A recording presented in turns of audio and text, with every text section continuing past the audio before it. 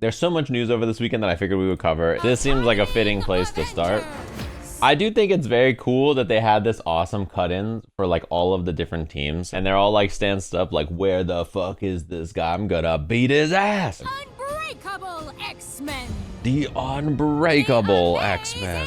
Dude, this trailer is cool. The Knights of Doom. Dude, I will never get sick of the Knights of Doom, man. What a team name. Stay out of my face, lady. You mess with Obviously, in the full trailer, they're gonna say, you know, this team's name, but this is them cutting to like the actual trailer. How about some help here? I'll make this quick. Dude, when he said, hey Vamp, how about some help here? I was like, oh, Show me fuck. I mean, he looks awesome. I talk shit on Infernasu a lot. We flame each other a lot. He's a Blade main in Marvel Rivals. I told him that if Blade is in this game, I will become good at Blade simply to beat his ass. But Blade looks so cool. I just think he's on the team because so much of the stuff he does is so sick. He basically has a move that kind of looks like Johnny Mistfinder, like it goes at different angles. But instead of just doing the cut, he pulls himself to it, right? And then after he hits it, it like powers up his blade. So he gets a buff. Right, so he has a mechanic that enhances the stuff he does that looks really cool. We can talk about it in the PlayStation blog after. This is insanely random on this team, but very cool. I was hoping for a spellcaster. You know, I was really hoping for Strange or Wanda or, you know, some spellcasting character play out, right? But this, he looks incredible. He's really random on this team, but like, I'm happy he's in the game and he looks fucking rad. Rage quitting is the ultimate fighting game sin. Let me check out some strats. And now, time of course. resumes. I think Deadpool looks so fucking awesome. I mean, you know, I know a lot of people can get sick of this character for obvious reasons, but like legit, he has some of the coolest like fighting game references of all time. The fact that they decided to just make him a bundle of cool fighting game references in one is such a, it's like a love letter to fighting games in the character, right? I feel like if you like fighting games, it's hard to dislike him. You know, he looks fucking rad. I'll go through all the references in a second here. The fake Midnight Suns. They basically are the Midnight Suns plus Loki, right? I'll go over what is in the PlayStation blog a little bit, and then we'll rewatch the trailer with that in mind. Assemble Super. We saw the Penance Stare this weekend, by the way. Penance Stare is Ghost Riders. The power of Jotunheim. The power of Jotunheim. This was also sick. The cut into open beta PS5 PC. When I saw closed beta console, I was like, all right, I guess. Then he cuts this shit and this shit says open beta PS5 PC. And I was like, these motherfuckers are too good, bro. Two things about this date that suck. The first is that the 23rd is the Avatar release date. I also have a gig on the 23rd. Avatar getting moved onto this day. I have this job. That's unfortunate, but at least I can play it the next day, right? And then they announced the open beta for this, which is even worse because I am traveling for a wedding on the 24th. I get back on the 26th. I already told them, like, listen, I'm bringing Marvel Tōkon to your wedding. And they were like, all right, I'll at least be able to like boot up and play a little bit, you know? The other thing is like the full game's out a week later. So I lose 2 days of playing, but like, it's not the end of the world. New stage, we get an Asgard stage. Awesome. I didn't think we'd get one because Thor was not in the game. In this title, Blade has completed his training arc in Japan. He wields the demon slaying sword Muramasa, a weapon capable of slicing through gods. When he releases that power, the blade turns red and reveals its true potential, which you see in the trailer. So you'll notice like when he comes in, right? His sword is not red yet. And then he does this like berserker slash looking move. And then he does this where he throws the stakes at you. He does this diagonal and also straight. This is Mistfinder. I don't know how else to describe this effect. He gets like the Mistfinder cut. And then he goes and he teleports in and it enhances his blade. It gives him a buff. He does like, I don't know what this move is, down H or whatever. And then he does, again, I can only describe this as Mistfinder. This is just P Mistfinder, and then he just flies up and then it enhances his blade again. For Loki, they say his combat style excels at trickery, with many skills incorporating feints and counters using illusions. He also uses projectiles based on ice and magic, combined with clever use of erratic movements to constantly confuse opponents. It seems like he has like an ice staff, a fire, so he has the Sword of Surtur, right? It sounds like a zoner or like a tricky counter or trap-based character of some kind, it seems, which I think this roster probably needs. Same thing with Loki here. He has a counter they show at the start. They talk about him having a bunch of counters. Your powers are mine. He's got a fake teleport. He can teleport down to the ground.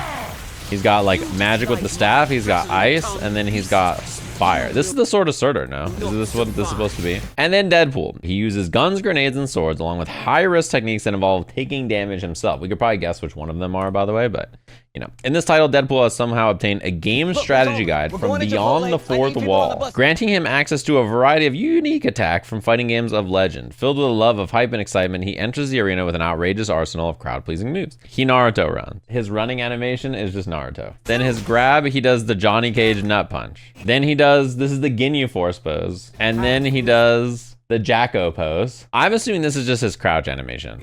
And then he does the Yoshimitsu, right?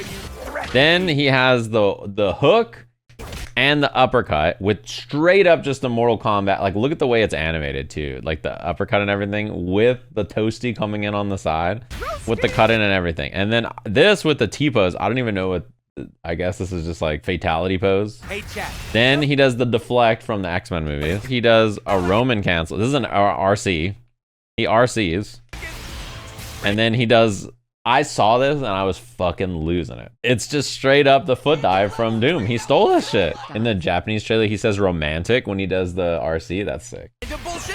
And then random bullshit go from the Moon Knight panel. Vegeta Cold Star throwing the, why is he throwing the fucking Polygon Man face anyway? Listen, this is very familiar. Why he has a horizontal attack where he charges forward on a dolphin is insane. Crazy that they just legit gave him S Dolphin. Yeah, oh yeah, the start of the super is Soul's DP, right? This right here, is this not just Soul DP? And then the jam kick there from Lady Deadpool. The only reason they're the Outriders, I guess, is because Loki's here. And then, yeah.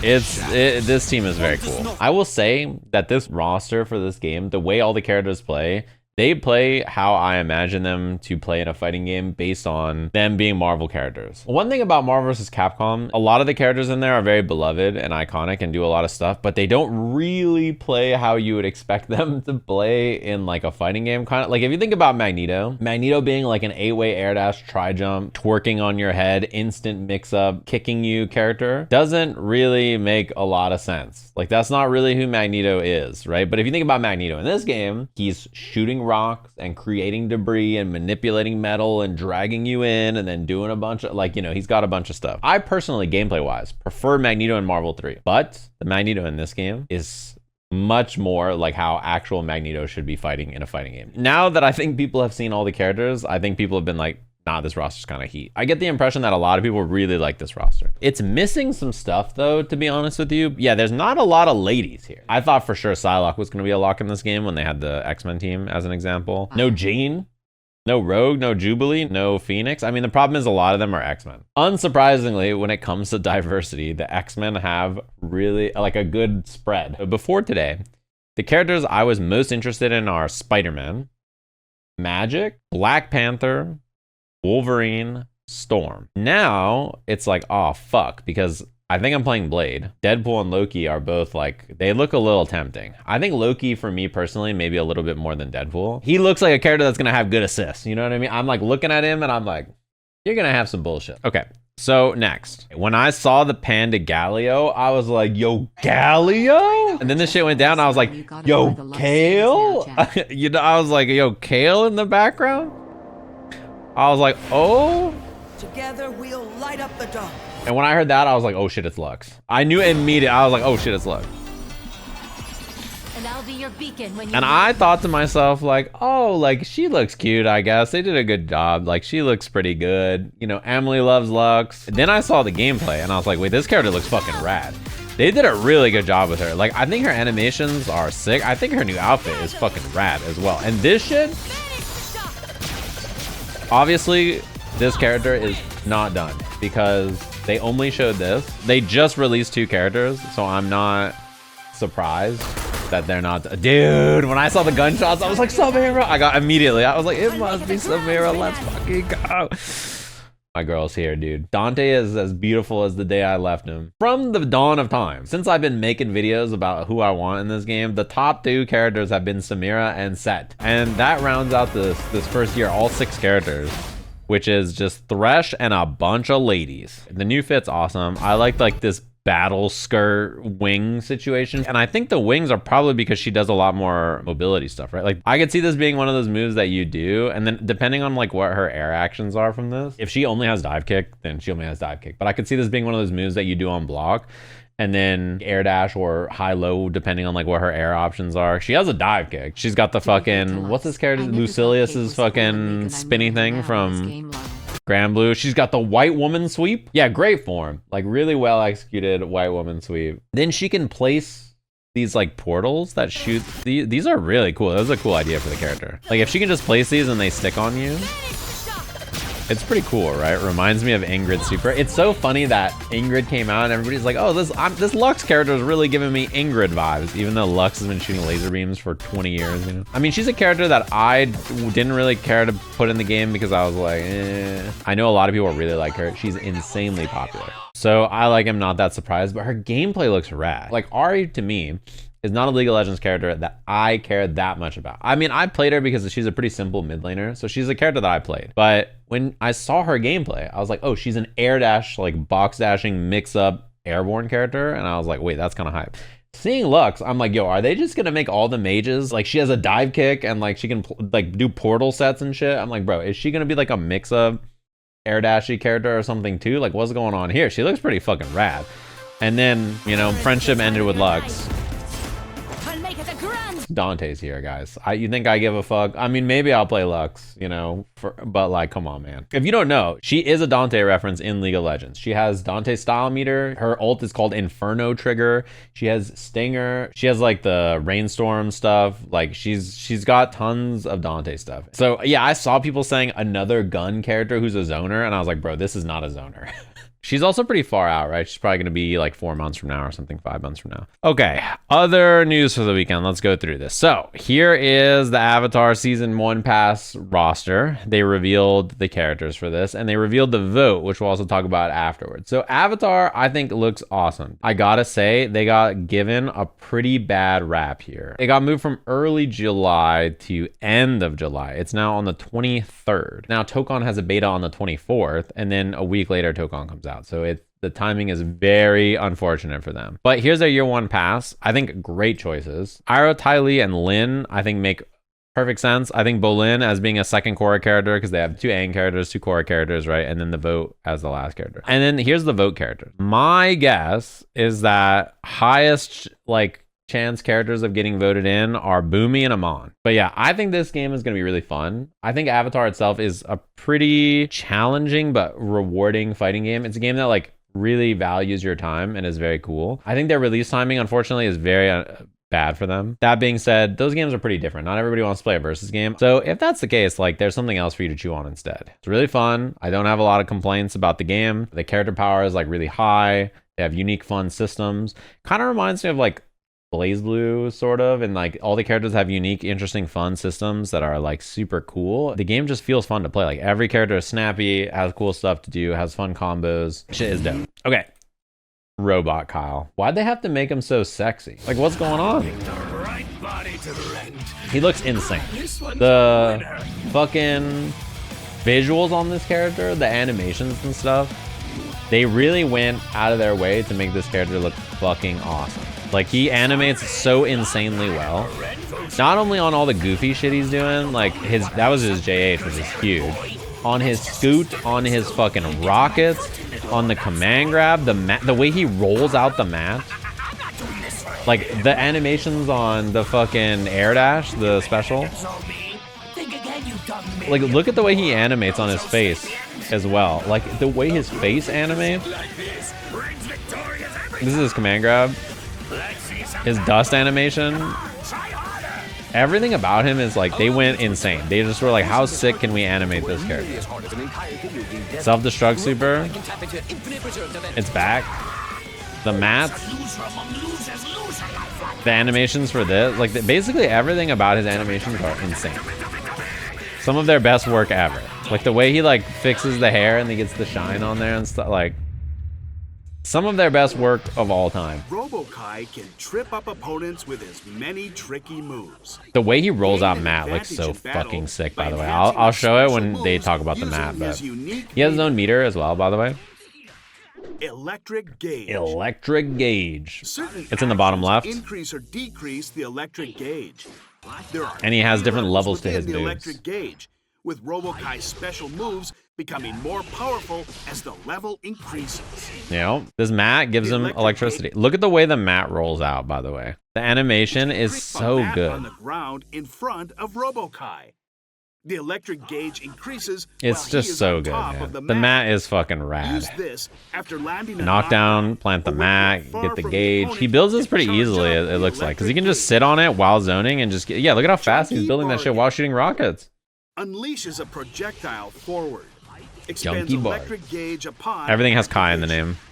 name. When the electric gauge is at or above level 2, it will track to He has a straight fireball. The one with no meter is like, it just, it's like a dud. And then when it's powered up, he gets the multi-split rocket, which looks very good. Kaizen Blitz.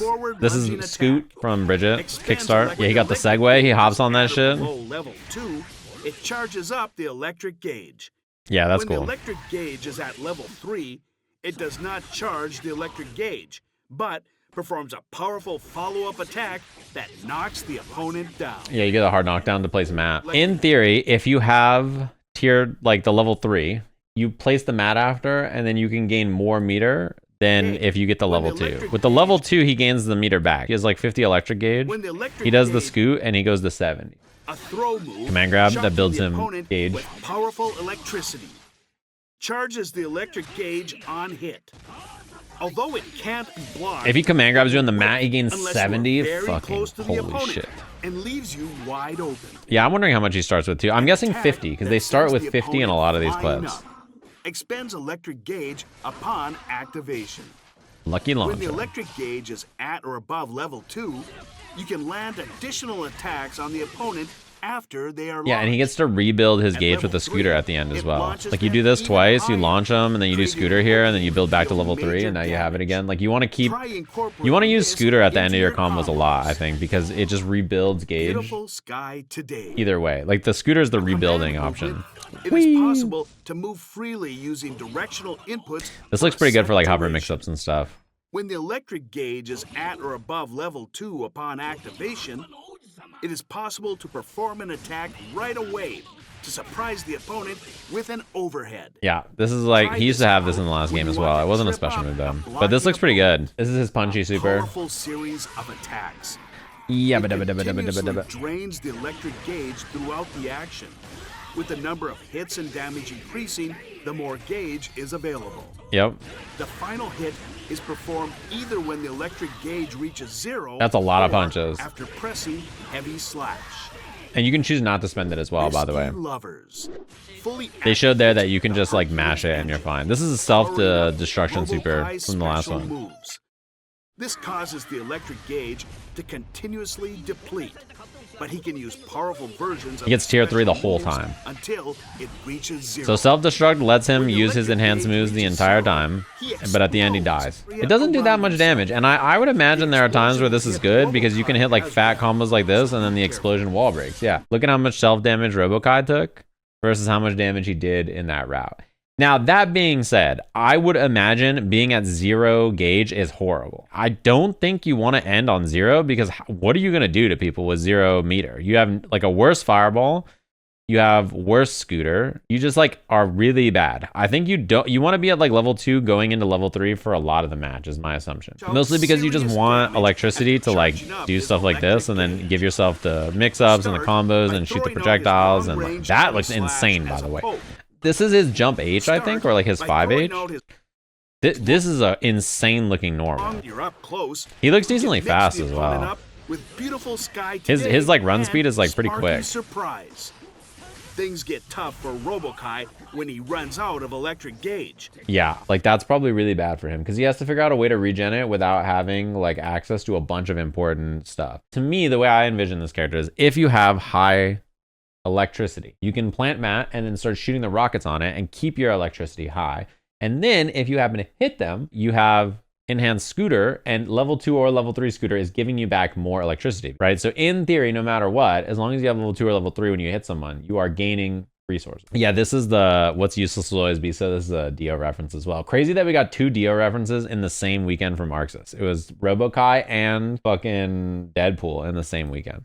Yeah, that's what he looks like to me. They also showed this off over the weekend for the new uni character, Zohar. Yeah, Zohar Mamdani.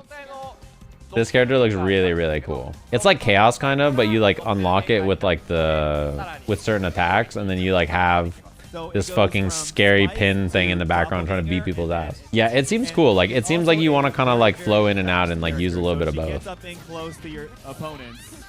That's probably a running C, right? She looks fast as fuck too. And when the doppelganger is placed somewhere, that is cheap.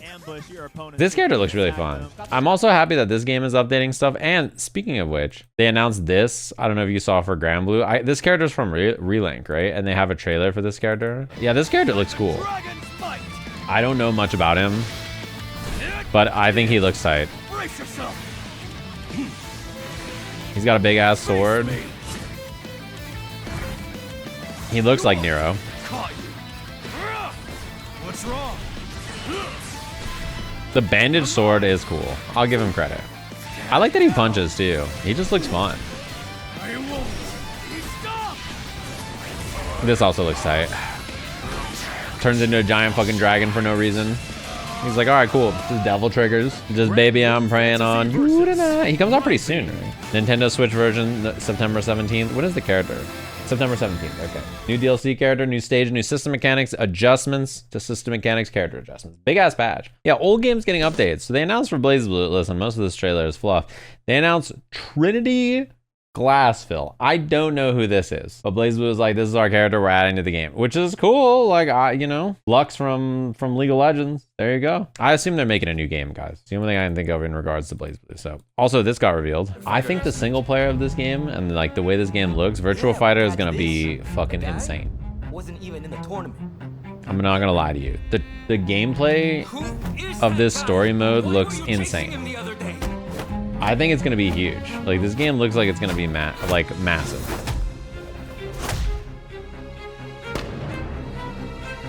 They really went all out on this game. How is this possible?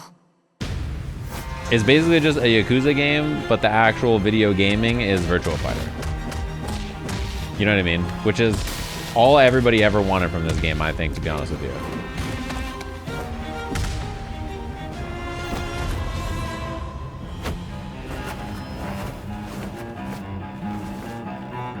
Dude, it looked visually also, this game looks so insanely good. Also Bob. Hunger's the root cause of conflict. Join me. Like he just makes me smile.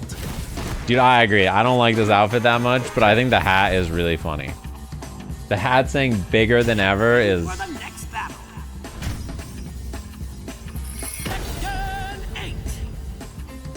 it's pretty good.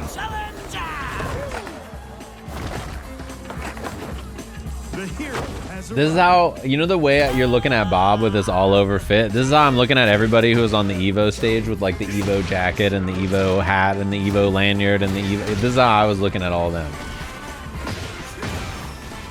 When I was scrolling through trying to find my updates. I was like trying to find trailers. I was like, guys, get them out of the way.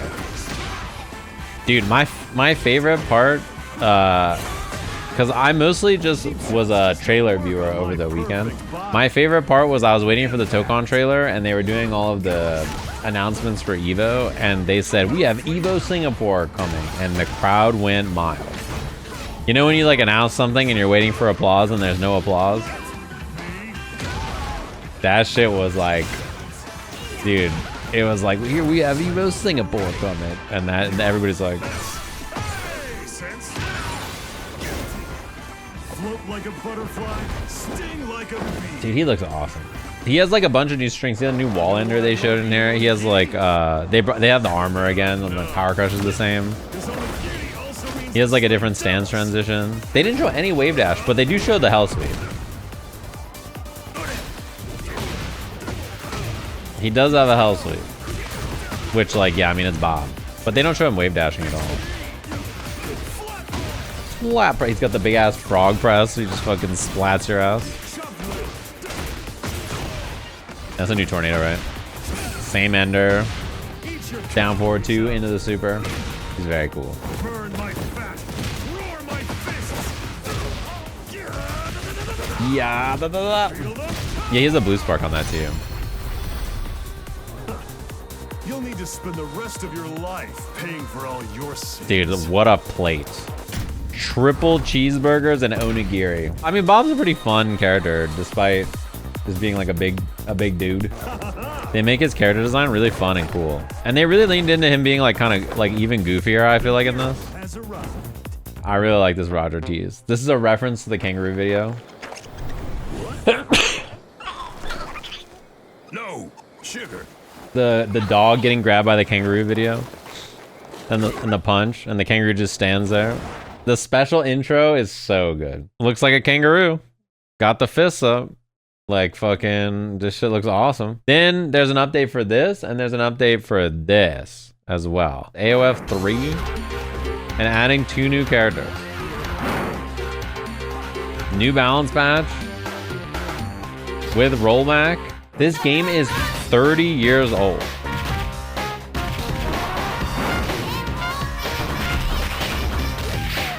Like this makes no sense, basically, but it's pretty crazy. One of the people who bought SNK from Saudi like loves Art of Fighting, right? Pretty wild. I'm shocked that they're also balancing the game. Like, I don't know who this is for, to be honest with you. Kenshiro looks horrible also. I think the pace they're releasing characters is starting to show. Okay, this is the Rivals character. We made it.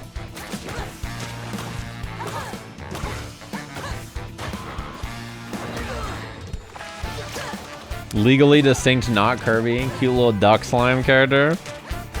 This character looks fucking sick. Duck slime platypus character. He's like legally distinct Kirby.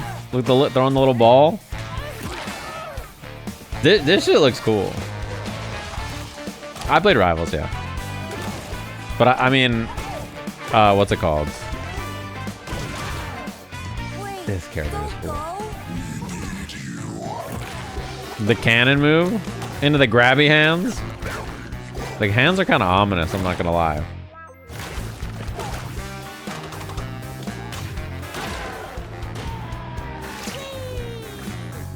That was fun. Ew. Gross little character. Did they have like a Mina teaser trailer or did they just announce her? Not Mina Ha, Mina Ha.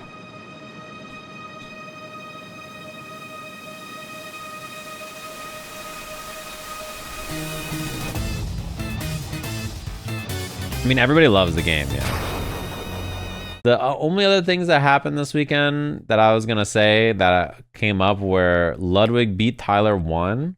I didn't watch the exhibition at all, but I did see the clip of him talking about Evo and fighting game viewership, which everybody got mad off about. And then I did see like 10 seconds of his gameplay. He clearly played a lot. The fact that Tyler 1 made it to 1600 MR should prove to you that ranked is not real. He put in a lot of time, but more importantly, he won and done and blocked a lot of people. One of the most important things about fighting games is that they aren't games where you play them alone. Like a big part of the way the games are played is by you making decisions and your opponent countering those decisions or coming up with strategies to like deal with the way you play the game. A lot of fighting games is the back and forth, the interaction between you and your opponent and making decisions based off the things that they've demonstrated that they're capable of or not capable of handling. And so by one and doneing and blocking people constantly, especially with the very limited playstyle, 20% of what his character is capable of and like what the game is capable of and like how fighting games work, he just jams in those 20%, wins the game and leaves. I think if he just finished every set he played, ended up being like 1400 MR or like 1350 MR with Guile,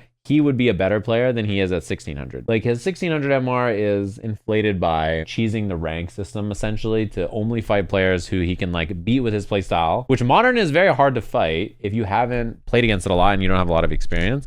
And not having any adaptation means that in a set like this, he's basically doomed because he has no way to adapt. So if his playstyle is solved, he just like can't win. And his game plan is not very good. I saw people getting really mad about Ludwig saying, oh, I don't play fighting games on stream because I want viewership. Everything about all the reaction to that, where he said it, and why he said it and the exhibition existing in the first place all pretty much sucks, I think. Like, it's a sign of who the Evo brand is owned by that they closed Friday night's reveal of having high-level exhibitions between lots of games and news about fighting games with that exhibition, which essentially has no other background in like the fighting game market or like the fighting game space's psyche. Basically, there's like no reason to care about it. And it was insanely one-sided. The reason that influencer matches are exciting or interesting in other places is because for most people, they come from genuine interest in watching new players learn and experience the game, watching them play on stream with their coaches, and then seeing them start and like